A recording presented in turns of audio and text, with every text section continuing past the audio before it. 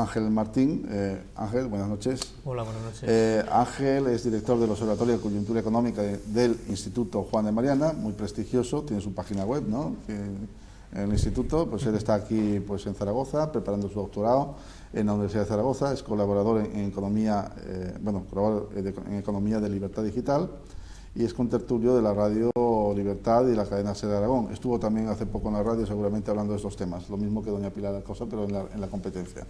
Pero bueno, aquí ya tengo toda gente, vamos, que bueno, se mueve muy bien pues, en el ámbito radio, en el espectro radio televisivo, es decir, con lo cual pues me parece estupendo.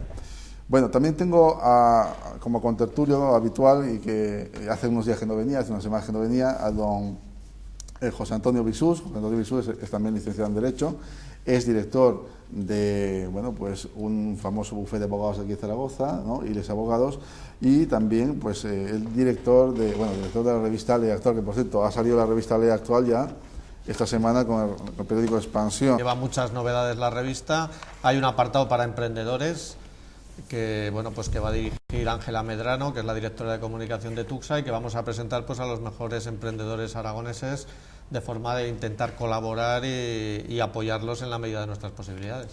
Bueno, pues cuando quieran pues podemos hacer un debate cruzado o hacer alguna pregunta, pues lo que... Sí, por dar una opinión más sobre la reforma. Para empezar, vamos a buscar el aspecto positivo, debemos felicitar al Gobierno. Debemos felicitar al Gobierno por una razón, simplemente el Gobierno lleva en función, entraron en diciembre, si no me equivoco, prácticamente en Navidad, y en 30 días o en 40 días ha sacado una reforma laboral, a fecha 11 de febrero. Significa que han trabajado. Es una reforma que han trabajado, o sea, que es larga, o sea, no, quiero decir, todos los que trabajamos con estudios, no es una reforma, quiero decir, que haya habido gente que ha puesto sus esfuerzos. Y sí que tenemos que decir que evidentemente a la calle llega muy tarde. Desgraciadamente fue a finales de 2008 cuando las empresas empezaron a sufrir, o los que estamos en la calle empezamos a sufrir el embate de la crisis, y aquí ha parecido que no pasaba nada durante 2008, durante 2009, durante 2010, durante 2011 y hasta el año 2012, lo que evidentemente ha sido una absoluta negligencia. Evidentemente la reforma laboral es una reforma muy tibia. O sea, cuando oímos ahora a los sindicatos, verdaderamente a mí me gustaría preguntarle, y les pregunto siempre a los responsables de los sindicatos, es qué propuestas tienen ellos para crear empleo, porque en 5 años no he oído ni una. Usted se reúne, don Vicente, usted se reúne con ellos habitualmente en su faceta de líder empresarial y además muy metido en el tema de las relaciones laborales, pero los sindicatos no han hecho ni una sola propuesta para creación de empleo.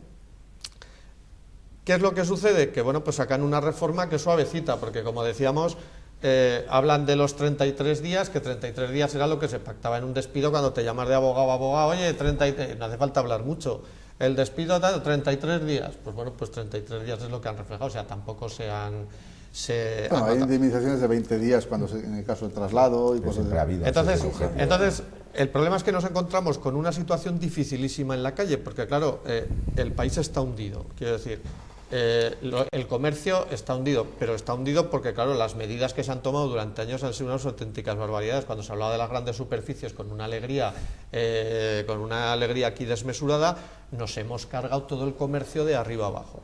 Ahora el pretender que la reforma laboral por sí sola cree empleo es una auténtica barbaridad. O sea, la reforma laboral debiera haber estado desde el primer momento, porque hubiéramos mitigado que los 5,5 millones de señores o los 4,5 millones que están en casa, muchos de ellos no se encontrarían en casa si hubiera habido instrumentos. Porque claro, hay instrumentos que al empresario le llevan a hundirse, o sea, se hunde con el barco, porque no tiene ninguna posibilidad de soltar lastre de ninguna de las maneras. Y luego la ley, los sindicatos no se pueden quejar absolutamente nada, ni las organizaciones empresariales a las que usted representa, porque son de una suavidad absoluta. Claro, cuando entran en el tema de la formación, que es el que duele, porque claro, en el tema de la formación viene la financiación. O sea, hay que decir a los señores que nos están viendo que claro que la financiación de los sindicatos y de muchas organizaciones empresariales depende en gran parte de esos cursos de formación que se les dan pues prácticamente, no a dedo, o sea, es que la hacen ellos en un 90, en un 95, prácticamente en un 100%. Para crear empleo en este país habría que dar libertad y que la gente de la calle, la pequeña empresa, montara su centro de estudios, dieran sus cursos y que los jóvenes emprendedores que salen ahora de las universidades pudieran montar sus empresas y allí pudieran, en el eso de la calle, ahí sí que habría una formación, porque cuando vemos ahora los cursos de formación que sacan los sindicatos, curso de formación de 30 horas, que parece que están listados año tras año, ofimática de 20 horas, pero oiga usted, en 20 horas usted puede aprender ofimática, esto no es más que un mero maquillaje en el que entras la financiación. Cuando habla de la financiación, lanza balones en las disposiciones, como diciendo, bueno, ya hablaremos del tema de la formación. Por tanto, tema de negociación colectiva, es que es una auténtica barbaridad que se haga un sector entero, se pretenda regularizar con un convenio colectivo, porque no es lo mismo la SEAT que el pequeño taller de la esquina. No es lo mismo la gran empresa de no sé qué que la pequeña empresa de la esquina. Como muy bien decía don Vicente, los sindicatos incluso están reconocidos en la Constitución española porque, ojo, han hecho una gran labor, porque evidentemente en España había abusos y en según qué sitios más, vamos a decirlo claro, el trabajador estaba desasistido, pero esto ha evolucionado a una velocidad tremenda. Precisamente, perdón, don Antonio Jesús, esto que es verdad, es decir, que hay una reforma, yo lo he llamado radical al principio porque lo que hace es cambiar radicalmente las posiciones de cara a que, bueno, pues claro, muchos países ya tienen unas reformas muy parecidas a estas. Me refiero. Sí. Es decir, Sí, claro, a mí una pero el trabajador español es de los más protegidos ya del mundo. O sea, cuidado lo que estoy diciendo, pero, no ya de Europa. Una reforma del mundo, como esta, lamentablemente, una reforma como esta. Si hablamos de Occidente, dalo por hecho el mundo, porque como lo que China, imagínate tú, lo protegidos que están ahí. Sí, pero una reforma como esta, Vicente y José Antonio, una reforma como esta hubiese sido, como dice José Antonio, una muy buena reforma en 2008 o en el periodo antes incluso, en periodos de crecimiento. Ahora, está siempre pensando uno, digo, bueno, vamos a ver, y esto a lo mejor no crea empleo, pero va a destruir empleo. Y le dejo paso a mi otro contertulio para que, bueno, pues nos oriente a ver qué es lo que piensa el Instituto Juan de Mariana, porque claro, aquí en este caso y en muchos otros, porque yo creo que habrá una voz común del instituto, ¿no? Y una gran figura hay que reconocer que los fichajes de ese instituto, por lo visto, son las cabezas pensantes de este país, o sea que este señor, es un placer que hoy esté con nosotros aquí. Bueno, la verdad es que el Instituto Juan de Mariana tiene la influencia que tiene, es bastante limitada por desgracia, y yo creo que la reforma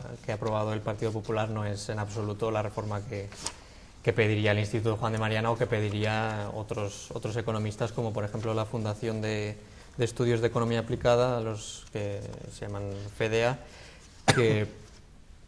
que con el nombre de los 100 economistas hicieron un manifiesto en favor de una reforma laboral que incluya el contrato único, el llamado contrato único, que no se ha aplicado. Entonces, ahora vamos a continuar con una gran cantidad de contratos, una grandísima variedad, y entonces esta reforma no ha hecho caso en ese sentido.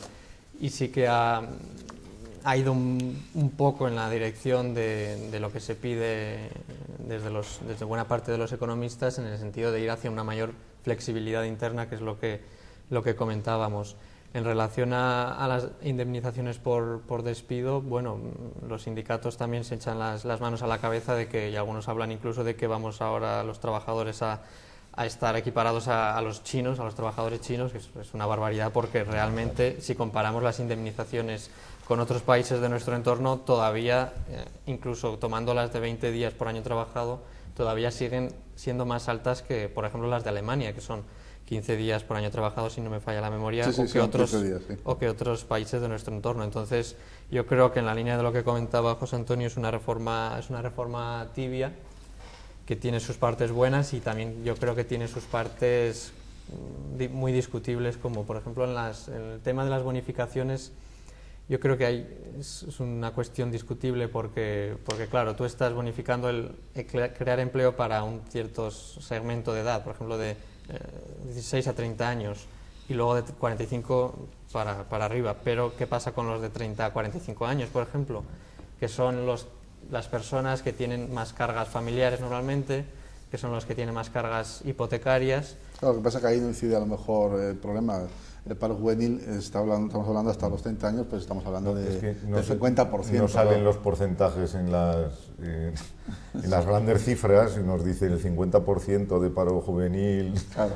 Claro. Hombre, por eso yo creo que va dirigido ahí, pero bueno, tienes razón, Corregir que esa- no contempla, digamos, no es igualitario para todos, sino que decide un poquito distribuir. Realmente no es una reforma radical, yo creo que él tiene mucha razón en que se podían, o sea, se han pedido desde de diferentes estamentos otras opciones, pero bueno, por algo hay que empezar, entonces Claro. vamos a ver. No, pero le hemos dado la vuelta un poco también al No, asunto. pero ¿no? han Es existido decir, ya, a ver, que han existido ya contratos con bonificaciones y reducciones. De esta magnitud no creo y que y tanto. deducción Sí, fiscal, sí, y que ha habido. con deducción fiscal, recuerdo yo también que en tiempos por conversión indefinido había también incentivos fiscales, y con bonificaciones y reducciones hemos tenido y seguimos teniendo. Yo creo que el tema donde habría que abordar es que, señores, lo que no puede ser de que cada 100 euros que se paga un trabajador, 33 euros paga además la empresa a la seguridad social. Claro, eso realmente es una carga que entre lo que paga el empresario y el trabajador es un 40%, que no hay ningún país en nuestro entorno que tenga en esos niveles. Nosotros siempre hemos pensado que siempre había un margen general para rebajar las cargas a las empresas, en este caso, e incluso al trabajador, que eso a lo mejor se puede trasladar incluso en algunos casos en una mayor percepción económica. Es decir, y claro, eso se no tendría lo que... aborda esta reforma. No, claro, pero intentemos que sea lo siguiente, o que la ley del emprendedor Hombre, sí que nos diga... si nos queremos equiparar y ser competitivos, tendremos que bajar unos puntos. Sí, yo creo desde luego. que se hablaba en tiempos de 5, al menos 5 puntos, en las negociaciones cuando se habla de tal, pero los sindicatos nunca han querido realmente el que se bajen las cotizaciones. Es decir, pues muchas veces a lo mejor igual se baja esa carga, pero te da un pequeño margen también para subir salarios. Claro, nunca se sabe, ¿no? Entonces, bueno, también eso sería más complicado porque entraríamos en el modelo de financiación de las pensiones contributivas, etcétera, etcétera, Hombre, que al fin y al cabo lo algún que día pagamos habrá hoy que entrar en ese nosotros, modelo, ¿eh? lo que pagamos ¿O no? hoy nosotros es para que los 9 millones que tenemos de pensionistas cobren todos los meses. Lo que hay que hacer es lo que decía el Pacto de Toledo, hay que diferenciar lógicamente lo asistencial de lo contributivo, y lo asistencial tendrá que ir por medio de impuestos. He hablado que si a través del IVA o a través de otro tipo de impuestos, y lo que es el sistema contributivo, que es lo que pagamos hoy para que cobren los que cobran, ¿no? Que nosotros ya veremos si el día de mañana Sí, con la cobramos. pirámide de edad cobramos o al final no cobramos. Es un problema que estamos hablando de la reforma laboral, pero tiene mucho mayor calado, porque resulta que en España hemos hecho una administración que es absolutamente mastodóntica. Claro. El otro día, cuando sale la ministra de Fomento y dice solo en España que el Ministerio de Fomento tiene 1000 edificios, Sí, pero si no lo podemos mantener, pues claro. que no lo podemos mantener, que nos hemos permitido el lujo, pero no el lujo, hemos enterrado y tirado dinero a raudales. Y ni equipar, no mantener, ni siquiera equipar en muchos Claro, casos. pero bueno, habrá que... Tenemos túneles en Zaragoza que están sin abrir. Pero esto porque sería no- tal barbaridad como que en una administración de una comunidad de vecinos tuviéramos para 30 vecinos 22 administradores. Es que ese es el nivel que hemos tenido en España, y no queremos bajarnos ninguno, nos quedamos todos parados.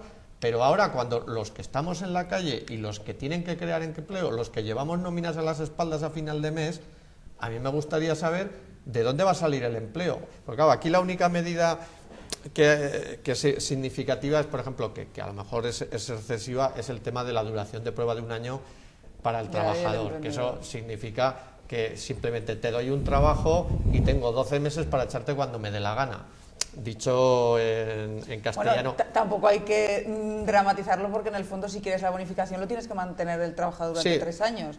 Así que vamos a Bueno, pero apartar, tiene- ni bien, pero todo es quiero bueno decir- ni todo es malo. No, pero quiero decir que significa simplemente que, bueno, pues que hay que intentar de alguna manera dar los instrumentos. Desde luego hay que dar algún instrumento, porque es que si no, no trabaja nadie. Es que la gente joven, este señor, porque es un señor brillantísimo, a sus 20 y tantos años, pues es una de las figuras y tal de la economía.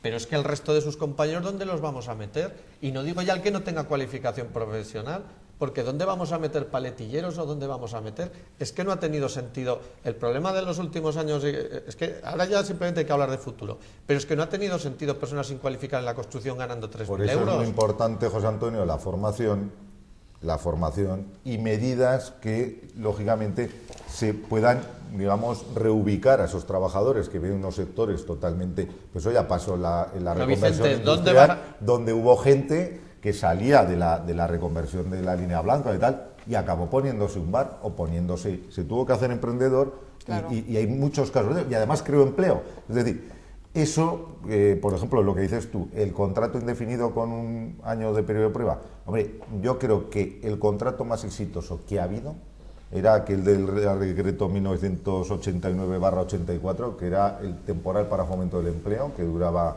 de año hasta 3 años, y que cuando entró el señor Aznar aún se prorrogó hasta año y medio más. Y se creó mucho empleo. Y estamos hablando de que es del año 84, pero luego desapareció. Es decir, luego se mantuvo una última prórroga, que hubo contratos de hasta 3 años y duró hasta 4 y medio. Tenía una indemnización, creo recordar que era 12 días por año trabajado, creo recordar.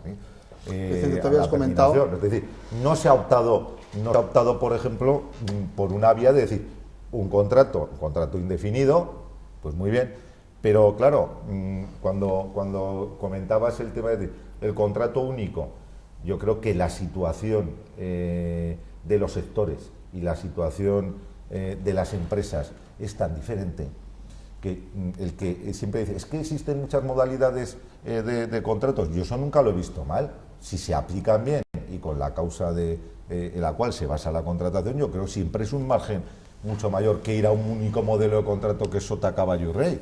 Es decir, quizá a lo mejor eso tiene mayor complejidad para a lo mejor los que nos dedicamos a asesorar y todas estas cuestiones, estas legislaciones motorizadas, ¿no? Que ya sabemos que...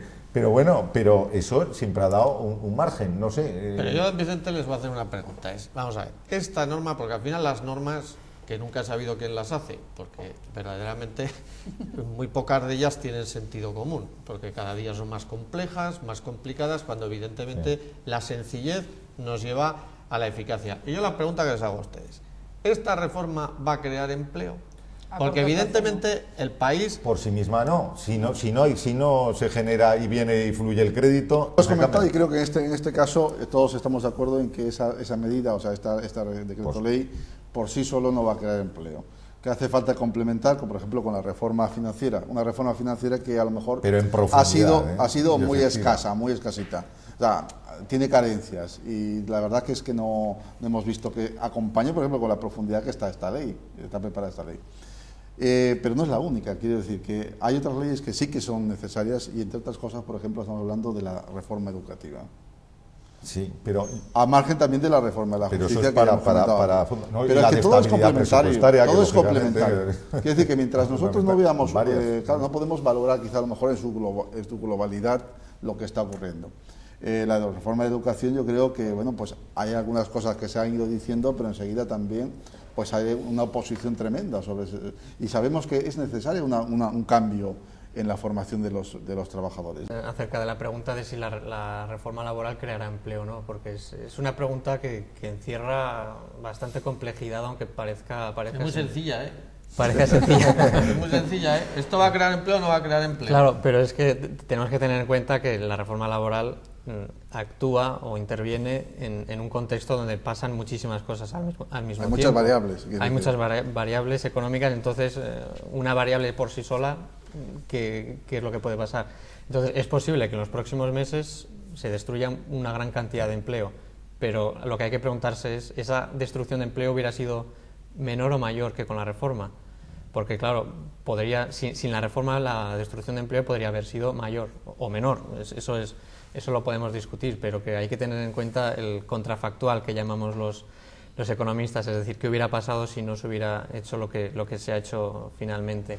Entonces yo creo que en el corto plazo es francamente difícil que se genere empleo neto, porque las condiciones de la economía española son muy Venimos comentando, Ángel, en el camino, y esto para que lo sepan los contertulios y también los telespectadores, que claro, es decir, el ajuste de la economía española hablábamos economistas, evidentemente hablábamos de lo nuestro, pero el ajuste de la economía española había sido precisamente por el lado del empleo y fundamentalmente por una razón, porque no hay un ajuste salarial, o sea, no hay vamos a decir, los salarios no han actuado como mecanismo corrector, y por otra razón fundamental, porque también hay una variable importante, y estamos hablando de variables como es el tipo de cambio, que tampoco nos permite a nosotros ganar competitividad. Entonces, cuando yo veo una ley en donde que se habla de competitividad, y le estaba diciendo a Ángel, ¿de qué estamos hablando cuando hablamos de competitividad? ¿De qué estamos hablando cuando hablamos de productividad? Es decir, estamos hablando de tecnología, estamos hablando de qué. Es decir, porque claro, habrá empresas que son tecnológicamente pues más avanzadas y a lo mejor incluso pues pueden tener pues máquinas, y estamos hablando que la productividad del trabajador va a ser muchísimo más alta. Pero esas cosas ¿cómo las medimos? Queda un poquito una laguna en el aire. Es decir, ¿cómo vamos a medir la tecnología, la productividad, la competitividad, para decir que una empresa va bien o va mal? O sea, aspectos económicos claros que tengan la contabilidad, María Pilar de gran cosa me dirá sí, pero aspectos como la tecnología, la competitividad, la productividad, ¿cómo lo medimos? Miren, lanzo esa pregunta y bueno, no sé si me... Ustedes utilizan unas terminologías que los de la calle no las entendemos, contrafactual y tal. Pero yo me recorro los polígonos todos los días, mañana en los pueblos, mañana estaré en Herrera de los Navarros. Y entonces aquí yo veo un problema muy grave para crear empleo, que es el siguiente. Aquí los que nos han gestionado, con todos los respetos, no se han enterado. Pero no se han enterado de que el mundo cambiaba. Porque claro, ya no nos quedamos dentro del territorio nacional. Porque yo, claro, me vuelvo loco simplemente por sobrevivir, don Ángel. Y entonces me quedaba dentro del territorio nacional y digo, bueno, pues a ver qué es lo que pasa aquí. Pero al final, cuando sales y ves cómo ha funcionado el mundo, es que quienes nos dirigían no se enteraban de que estaban naciendo unos países como China, como Brasil, y que el mundo estaba cambiando. Entonces, en España nos hemos quedado, como me quedaba yo, porque como no era guapo, me quedaba sin novia en las fiestas. O sea, nos quedamos sin pareja.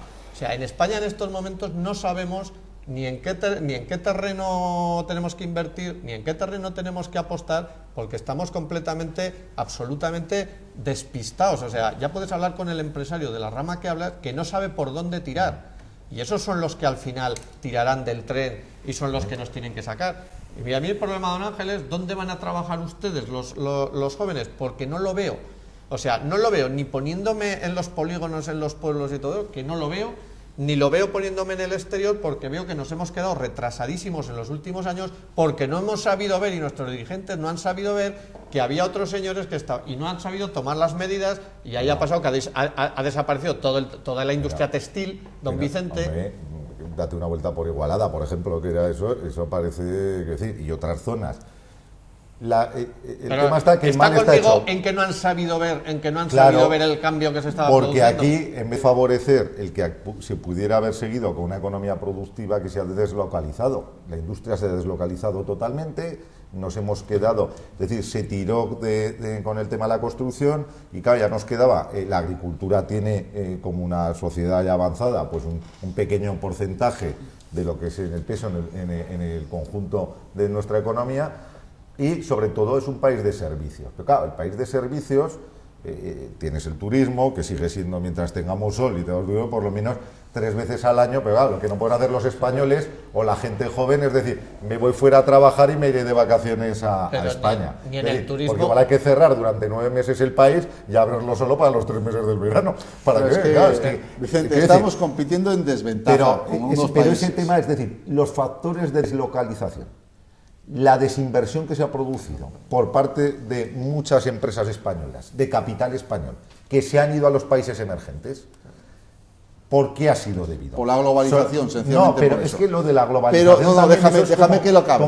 Déjame que lo acabe el concepto. Porque efectivamente pero que estamos hayan unos compitiendo. productos mucho más competitivos, es decir, en cuanto a por precio, salario, en calidad por salario, es discutible, por salario, Vicente. pero no solo salario, estamos hablando de salario, estamos hablando de la política impositiva, sobre todo para el tema de las empresas en este país. Y por la política de tipos de cambio, por ejemplo, en China. Y claro, pero si tú a lo mejor tienes un Estado que es más barato mantenerlo, a lo mejor no necesitas tantos impuestos para mantenerlo y por lo tanto, lógicamente, el entorno aquí son múltiples componentes los que se producen aquí. Entonces, claro, efectivamente, y también habrá tenido que ver el anquilosamiento posiblemente del esquema sociolaboral que hemos tenido aquí en los últimos años y que no hemos sabido evolucionar a lo mejor conforme iban evolucionando en otros países del entorno y competidores. Pero ya no hablo solamente de los emergentes, que desde luego no son comparables desde luego ni en cuanto a la filosofía propia que podemos tener nosotros de modelo de sociedad, ni siquiera de esquema jurídico que tienen allí, pero sí que al entorno europeo más cercano. Es que realmente no se ha apostado, es que al final, es decir, claro, aquí los políticos han visto deslocalizarse empresas y aquí no ha pasado nada. Es decir, claro, oiga, que yo me voy. Claro, aquí estamos siempre, Vicente, que la General Motors se irá, que la General Motors se irá, que la General Motors... ¿Eso cuántos años llevamos oyéndolo? Vicente, pero no solamente los políticos españoles, también los europeos. Y luego, y otra cuestión más. Hay que decirlo así, claro. ¿Y qué empresas productivas? Es decir, ¿acaso nuestro marco nuestro marco jurídico permite el que se puedan instalar aquí empresas de economía productiva? Cuando hablo de industrias, por ejemplo. No, no es fácil. ¿Qué grado de cumplimiento hay que tener desde el punto de vista medioambiental, desde otros, de todos los aspectos que podamos ver? ¿Puede ser eso una barrera? Porque anda que en Aragón no tenemos territorio, José Antonio. Tenemos territorio, pero para poner... Claro, entonces, si tú dices, no, mire, vamos a poner aquí más cuestiones, digamos, de ocio, de tal, de cual, me parece muy bien. Pero, oiga, ¿y la parte productiva dónde la dejamos? Porque eso es lo que funciona todos los días. Pues el otro está sometido más a los vaivenes, ¿verdad? Como puede ser el comercio. Si no hay consumo, lógicamente nosotros tenemos un retroceso, como puede tener la hostelería, como puede tener, es decir, el ocio en general y el sector servicios en general. Por eso te digo, solamente, si no, aquí tendríamos que reindustrializarnos. De todas formas, de alguna manera, vamos a escuchar la voz de la juventud. No lo sé, ¿Cómo vamos a salir de esto? Porque nosotros no sabemos, ya lo veis. No sabemos si tenemos que ir por aquí o tenemos que ir por allá, no lo sabemos. ¿Cómo nos saca usted este atolladero? Los economistas realmente somos bastante malos para esto y no tenemos ninguna respuesta, porque realmente las circunstancias locales de las necesidades de la demanda y de la gente pues las conocen los empresarios, los que están en la calle, más que los economistas, que a lo mejor estamos mirando datos. Y son muchas más variables, como dice Vicente, las que pueden cambiar las cosas, ¿no? Ha comentado varias, claro, y la verdad que son muchísimas, y en eso le doy toda la razón. Y verdad pero ¿dónde va a trabajar? Usted tiene trabajo, pero sus compañeros de promoción, ¿qué perspectiva en sus tertulias con una caña que hablan? ¿Dónde se van a dirigir a la hora de trabajar? Claro, eso es lo difícil. Yo creo que el modelo productivo de este país ha estado muy focalizado en la construcción, debido a una burbuja de crédito que venía de Europa, y ahora tenemos, claro, estamos hablando ahora, pero eso es lo triste, porque esto tendría que haber empezado desde 2007 y el ajuste productivo tendría que haber empezado mucho antes. Entonces, lo primero yo creo que tiene que suceder es que el sector inmobiliario y el sector de la construcción se ajuste. Ese ajuste tiene que producirse para que puedan surgir otros sectores, y para que los recursos que están invertidos en la construcción pasen a otros sectores. Claro, el empleo, ya hay un exceso de desempleo, y entonces ahora lo que creo que tiene que sacar este país es la exportación, porque por un lado tenemos una gran deuda exterior, tenemos que pagar a los que nos han prestado del exterior, y para eso tenemos que exportar. Y para exportar tenemos que ser más competitivos, tenemos que aumentar la productividad.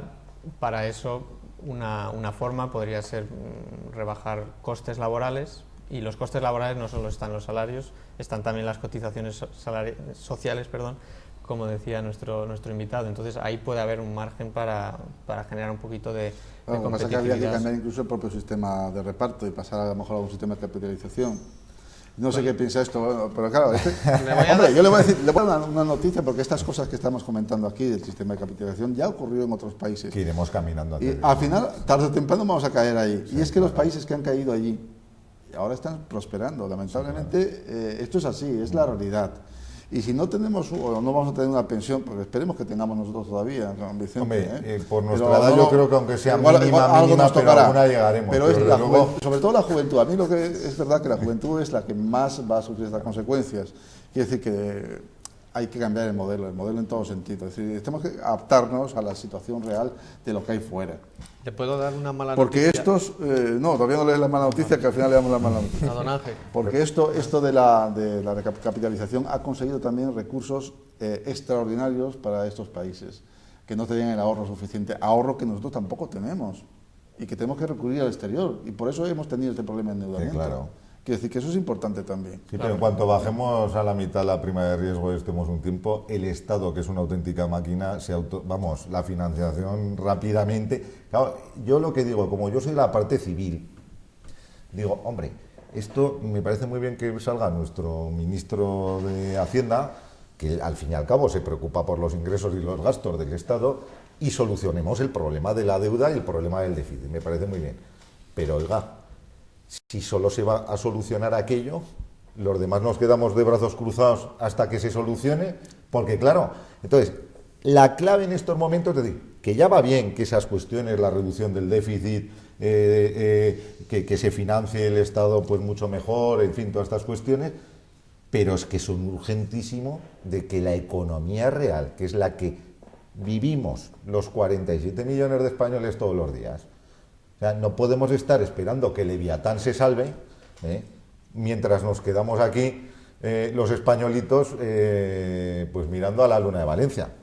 Por lo tanto, ahí quiero ver yo al gobierno. Y ojo, que esto estoy convencido que es un juego de niños comparado con las medidas que habría que tomar respecto al sistema financiero. Sí, y ahí es donde vamos a calibrar verdaderamente vamos a calibrar la profundidad que tengan esas medidas y la efectividad, porque dependerá de la profundidad y del corto, porque esto cada día que pasa nos vamos hundiendo más. Con lo cual, eso tiene que ser profunda, rápida, y que si por lo menos en el último trimestre de este año, si se cerrara cuanto antes ese tema de la reforma del sistema financiero y de que efectivamente empezara a fluir el crédito, yo creo que vivimos en un gran país. Pero es que lo que no podemos... A ver, los españoles no podemos estar pensando ahora que estamos hundiendo. O sea, España tiene muchas capacidades, es un país, con mucha capacidad de hacer cosas.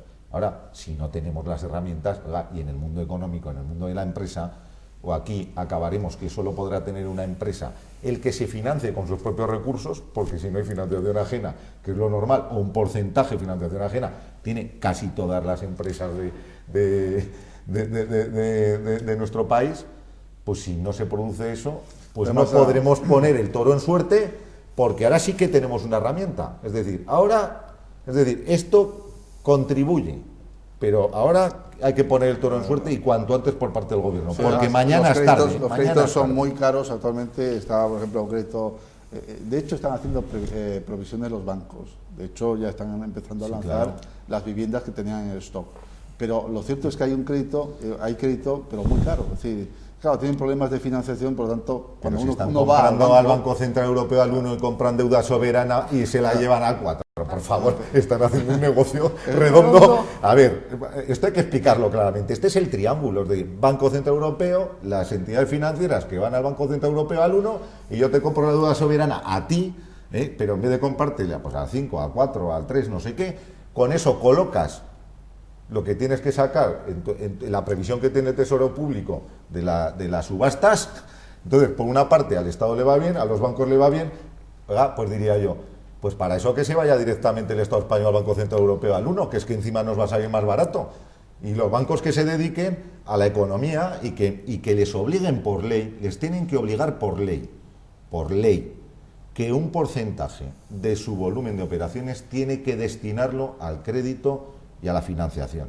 Lo que no puede ser pero o eso hace esto el gobierno, o si no se van a salir. Decir, te voy a dejar la palabra a José Antonio. Lo que decía simplemente es que lo que no puede dar es créditos, por ejemplo, ¿no? O sea, un crédito que es hipotecario, que lo estén dando al Euribor más el 2 y pico %. ¿Dónde se ha visto eso? ¿No? Es decir, Euribor, claro, se están prestándose a un 1%, que lo den más el negocio está Y las redondo. comisiones. Más las comisiones, Claro. más la apertura, más la tal. Hombre, y que, José Antonio. Bueno, Es que tengo una mala noticia para todos ustedes. Bueno, Para don Ángel Otra más. y para usted, don Vicente. Y Vamos a ver. con José Antonio acabamos. Que vamos a yo hacer me libro algo- entonces, algo soy de las de- malas No, noticias. el problema, vamos a ver, los abogados, don Ángel, somos de pueblo, ¿sabes? Y entendemos muy poco de números, pero claro, un día te sientas en un consejo de administración, otro día estás en un mercado, otro día estás... Y entonces uno se entera. Y estando en un consejo de administración, no puedo decir dónde, de una firma muy importante, en estos momentos usted dice hay que ajustar, o sea, hay que arreglar el problema de la construcción. ¿Sabe el tanto por ciento que hay en estos momentos asumido por las entidades bancarias y resuelto sobre el tema de la construcción? Solo el 32%. Significa que nos tenemos que comer las entidades, o sea, las entidades bancarias se tienen que comer el 68% del problema todavía, el 70%. Con lo que sus perspectivas, don Vicente, de que espera que a final de año esto fluya, el crédito, es completamente bueno, imposible. pero si están mal las nuestras, pues hablar de una cosa. ¿Por qué no nos vamos a pedirle crédito a entidades que no sean españolas? Que no Es que se al lo- final tendremos que ir allí, Sí, porque pero- si es más barato, pero que le nos quiero- tendremos que financiar con quien nos pueda financiar. Pero que le que quiero- sea más barato, es que claro. lo den. Pero que le Bueno. quiero decir que...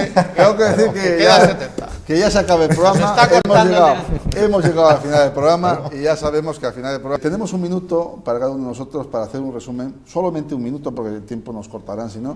Y empezamos con Ángel. Sí, pues yo, ya que han salido tantos temas, quería decir que la reducción de déficit público yo creo que es necesaria y vital porque si no las empresas accederán a la financiación de forma mucho más cara. Y luego también yo creo que el problema que hemos vivido en la anterior década era de exceso de crédito y ahora, claro, ahora las empresas carecen de crédito, pero por un lado es porque en la anterior década había exceso. Entonces ahí también creo que tiene que haber un ajuste en el crédito y bueno, mal que nos pese, tenemos que acostumbrarnos a vivir con menos crédito. Muy bien, José Antonio Jesús. Yo pediría a los televidentes, por favor, que me manden un correo electrónico a director@leyactual.com y si tienen ideas de por dónde podemos salir de todo esto, les quedaría muy agradecido, porque yo, después de 5 años asistiendo a todo tipo de foros, reuniones, encuentros, seminarios, no sé dónde me encuentro y que les quedaría muy agradecido. Entonces, repito, me tienen solo que mandar un correo a director@leyactual.com. Muchas gracias. Doña Pilar, un minuto. Bueno, yo creo que no podemos ser tan pesimistas. Don José Realistas, Antonio. no pesimistas, No, realistas. Aquí estamos 5 personas, todos estamos trabajando, estamos apostando porque haya empleo. Yo pido, bueno, me parece bien que la gente nos indique por dónde le gustaría ir, pero vamos a esperar. Yo creo que hoy hemos venido a hablar de reforma laboral, es un paso, no creo que estamos todos de acuerdo que no es ni el definitivo, ni el más radical, ni el mejor, pero es uno de los primeros pasos, que tiene que ir acompañado por una buena ley del emprendedor, que en mi caso es la que voy a defender incesantemente, y por sobre todo una buena ley del sistema financiero, porque es que los emprendedores se tienen que sustentar con dinero. Evidentemente no queremos los emprendedores y las empresas vivir de las subvenciones en ningún caso, pero evidentemente el crédito no es una subvención y el crédito tiene que fluir porque tenemos que generar y vamos a generar empleo con esta ley de la reforma laboral y con todos los pasos siguientes que se tienen que reformar desde luego. Vicente, un minuto. Forma laboral, como he dicho anteriormente, podría haber profundizado más. Yo creo que ahí está, ya la tenemos ahí preparada, y como decía Pilar. Pero además yo diría otra cosa. Realmente, desde el mundo de las empresas, de los autónomos, hay 3 millones de razones, 3 millones de razones en España para crear empleo en estos momentos, a poco que la economía empezara a repuntar un poco, desde el ámbito de producción, desde el ámbito de un mayor disposición de renta para el consumo, etcétera, etcétera. En estos momentos, esa es la gran oportunidad que dan las pymes y micropymes al gobierno español. 3 millones de razones para crear empleo. Muy bien, muchas gracias. Bueno, pues simplemente ya que acabamos el programa, deciros que la próxima semana, miércoles, a esta misma hora, bueno, a las 8:30, pueden estar aquí en Canal 44 viendo La Vía de la Libertad, que va a ser un programa también muy interesante y que, bueno, no me voy a extender porque lo han dicho todo. Aquí creo que mis contertulios han sido más que explícitos, han dado en el punto, en la clave. Se queda corto, por cierto, porque siempre esto hay mucho que hablar. y la hora y escasa 15 minutos que tenemos no es suficiente, pero yo creo que, espero al menos que pues, hayamos clarificado un poco a nuestros telespectadores si tenían alguna duda de si esta podría ser una buena ley o, bueno, o va a dar resultados o no. Bueno, esperemos que sí, hay que confiar, yo creo que hay que ser positivos y hay que confiar y hay que esperar también que bueno, pues el gobierno actúe en consecuencia con las otras leyes, porque no, bueno, que cree pues un marco jurídico adecuado también para que la pequeña empresa pues y para que los pequeños emprendedores y los medianos y las pymes puedan salir adelante, sobre todo porque hace falta y nos hace falta a todos. Muy bien, queridos telespectadores, os esperamos el próximo miércoles en este subprograma La Vía de la Libertad, el programa que pretende hacernos más libres. Buenas noches y hasta la próxima semana.